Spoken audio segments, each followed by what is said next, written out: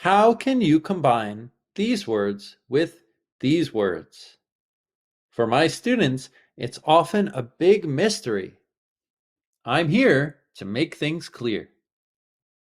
Welcome to Everything English with John, the #1 place for YouTube English lessons. I'm John, and today we're going to study phrasal verb secrets. To rope in. Lily is planning a charity event at her office. Jack walks by and asks about it. Hey, Lily, what's all this about? Looks interesting. Oh, hi, Jack. I'm organizing a charity event for our local children's hospital. I could use some help, though. Sounds like a great cause. How can I assist you? Well, I'm trying to rope in more volunteers to help with the event. Do you think you could join us? Absolutely. Count me in. I'll also ask some of our colleagues if they want to participate. You're the best. Quiz time. What does rope in mean? Tie a rope. Persuade someone to be involved. Donate. Work hard. Please pause the video and answer the question.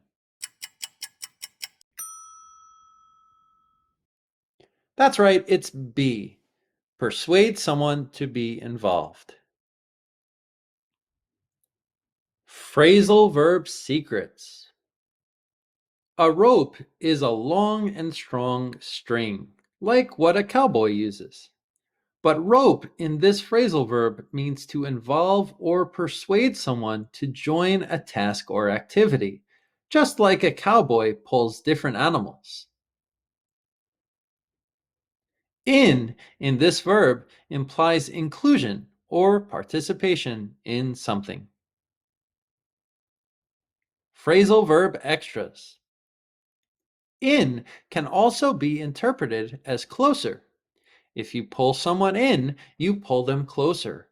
If you draw someone in, you attract that person to be closer. When you persuade someone, you want them to come closer, usually to sell them something or something similar. In this case, when we rope someone, we have control over them and can talk to them about what we want. Examples. We need to rope in more people for our fundraising event. I managed to rope in a few of my friends to help me move this weekend. She roped in her brother to help her with the school project. He's trying to rope in more volunteers for the community cleanup. Thanks for watching Everything English with John. Please like, share, and subscribe. For more information or private classes, please visit my site, everythingenglishwithjohn.com.